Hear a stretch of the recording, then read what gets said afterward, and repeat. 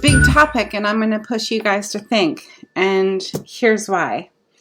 We are, at least in the part of the country that I'm sharing this, Happy New Year, by the way. The part of the country I'm sharing this from, we are in an epidemic of obesity and heart disease and cancer. That's just to name a few. In my opinion, subluxation, depression, anxiety, and it's starting younger and younger. And I have certainly been part of the parade of all of the above, and I've also learned ways, one day at a time, to step outside of the parade stream and make self-care number one. And this is the irony, I used to have a front desk person who would say, Jody, if mom ain't happy, nobody happy. And that was T. And T was this really strong Italian mom who taught me, as did all of the women that worked with me in my office, taught me so much about being better and serving at a higher vibration from a higher place with my practice members, my community, my family. So I also used to have a practice member who was well into his 80s, and he would say, well, you do what you do and you get what you get. And what he meant by that is that if I woke up this morning, I was dizzy because I traveled.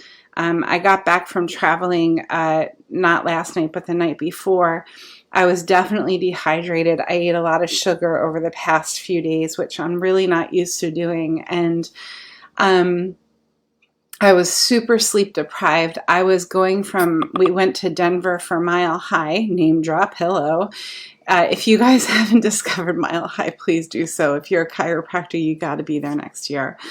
And I was just at the end of my rope. I was exhausted, and I woke up. Then last night I thought it would be a good idea to do really heavy lifting, and I took the barbell and I picked it up and I put it down, and it was super heavy. And this morning I woke up dizzy, and I knew that I had to take all of my personal needs and put them front and center today. I knew that I am listening to the signals, and the signals are, I'm literally dizzy.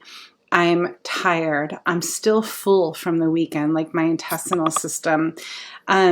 I got probably 4 or 5 adjustments over the weekend by the greatest chiropractors on the planet, in my opinion. And I'm still processing all of that. I'm processing the airplane and the viruses and all of the things. And I had to put my self-care picture front and center this morning. So I woke up and I slept a little late, and I got on the Peloton, and I'm drinking tons of water, and I'm just regrouping and regrouping and regrouping. So my world looks like screwing up and doing it all the wrong way, and then regrouping and doing it right, and then screwing up and doing it all the wrong way and regrouping and doing it right.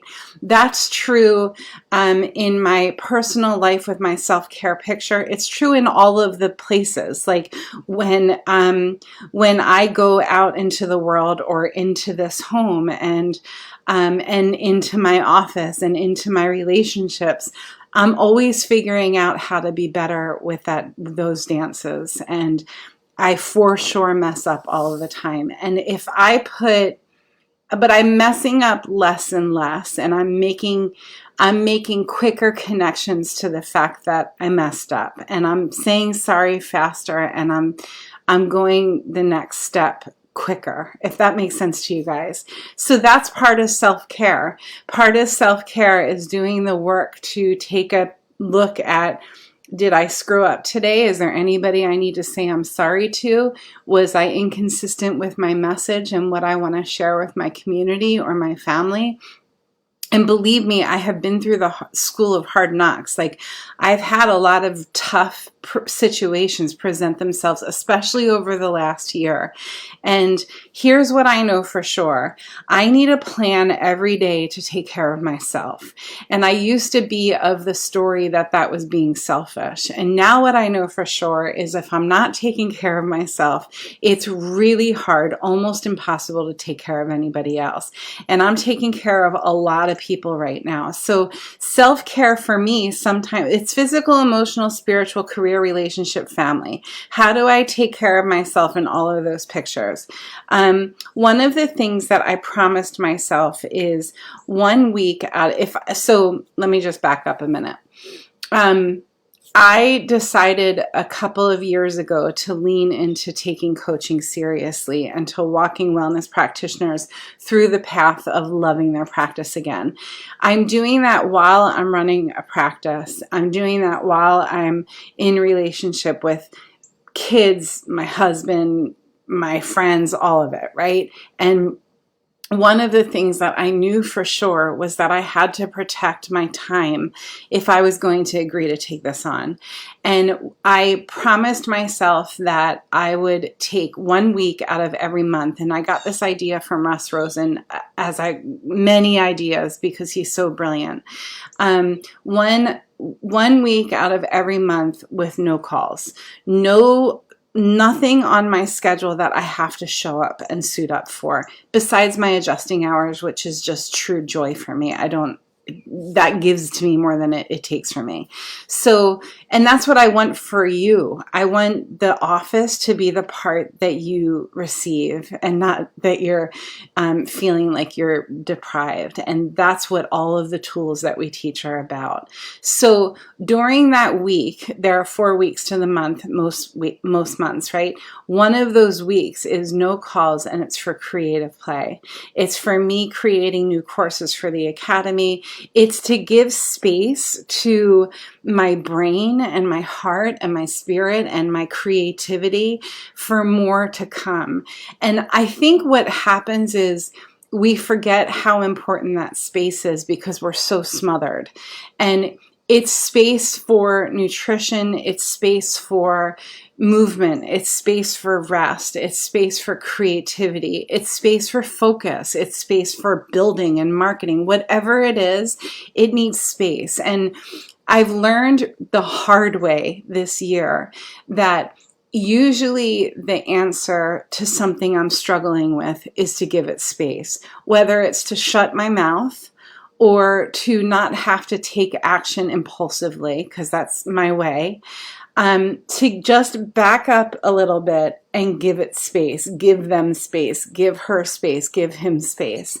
And during this week of self-care, I don't schedule the massages or I don't do anything like that. I just give myself space. So I'd give myself space to wake up in the morning when I'm normally coaching to do whatever I feel like doing. Usually I get up, I grind, I do all of the things. I have my focused diamond time. I get to the gym for 7:30. I do all the things at the gym, and then I come back 9 a.m., start coaching, sleep for a half an hour with Kuna, break my fast, go to the office, adjust people, and that's my normal pace. That's my normal schedule.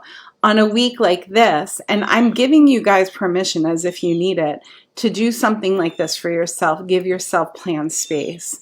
So this week, the creative focus is on creating your wise counsel. And I'm going to say it again, creating your wise counsel. And what is a wise counsel? A wise counsel is a group of experts or bodies, whether it's spiritual bodies, emotional bodies, or higher powers or rituals and activities, your wise counsel.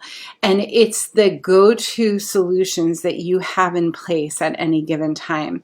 And if you picture yourself like right in the center, you've got emotional, spiritual, physical, practice, family, and maybe friends, and you're right in the center. And if you look at that pie in all directions, for you to have support through a wise counsel.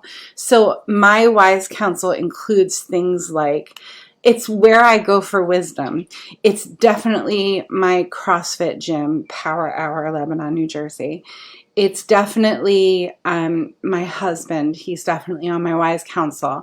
It's definitely my therapist, my seer, my best friend, my If I had a massage therapist, it would probably be my massage therapist. My chiropractor is definitely on there. My mom is on there. So these are my Wise Council members. These are the people that the people and the groups or the energies, right? Higher power, definitely part of my Wise Council, that I go to when my cup runneth over. And what that does for me is when I'm like, oh shit, I'm in overwhelm, I have in place already my go-tos. That protects me and the people who are on my team from having to put the wrong person in the wrong position. So what I see, let me explain that. What I see happen, probably the biggest mistake, is practitioners making their team members part of their Wise Council. You guys, that is a lot of pressure to put on a front desk person, to make them your go-to person who you process problems with, or obstacles, or heartaches, or especially like financial. If you have a front desk person or a practice partner who is dependent on the income that you're producing for the practice to put food on their table and pay their personal bills, and you go to them complaining about how your bank account is low and you're not sure how you're going to make it, it's not the appropriate person to be using as your Wise Council member. It's beautiful for you to create the solution with one of the members of your Wise Council and then go to your team member and say, hey, new rule, here's how we're going to pivot with finances for the practice. But that person is probably not the right person to be figuring that out with. You know, and of course there are exceptions to the rule. I want you to just take that concept and apply it in your life. Is there anywhere or anyone that it feels like you've just crossed the line, where you're going to the wrong person with the wrong problem? Also remember, and I say this as much as I need to hear it, every problem has a solution. Every problem has a solution. Usually in my world, the solution is space. Give it space, let it breathe, and watch what comes forward. My husband's so good at that. He embodies that. And I learn from him all of the time. And sometimes I'm like, can you just have a reaction? Like, can you have some fire on it? And it's just not his way, right? My way is to be impulsive and fast and fiery. And I've learned from people in my world, the fire isn't always necessary. Sometimes it's space. So when it comes to self-care and practice, I think what I'm super excited about right now, which is why I'm creating this course on Wise Council, is teaching not only myself, but also the people in my world. How do you create your Wise Council? How do you know if the person or the group that you're choosing is the right Wise Council group for you or member for you? What are the signs to look for when you've chosen something and it's not quite the right fit, which is going to happen, right? You could go to a massage therapist or even a chiropractor, and there might just be something about that person or that service or that experience that isn't a fit for what you're looking for your Wise Council member. So how do you interview your Wise Council members? Once you are clear on who your Wise Council members are, then it's just creating an action plan. I want to get rid of this. Let me just take that off. There we go. So Wise Council action plan, that's going to look like looking at your time map. And if you guys need access to a time map, just drop the word time below and we'll make sure that you get the freebie on it. Oh, by the way, our book, The Joy-Filled Practice Plan, is actually free right now until Friday at the time this is being recorded. You have to be in the group to get the book, the whole book I'm giving away, as well as the Canva. Here it is, the Canva swipe file. This is how to create the practice of your dreams with all of the marketing stuff I've ever created. Okay, so the plan for self-care includes and looks like, for me, a movement plan, a nutrition plan, a rest plan, a connection plan, connecting with my people, connecting with my puppy, connecting with nature, connecting with my why regularly.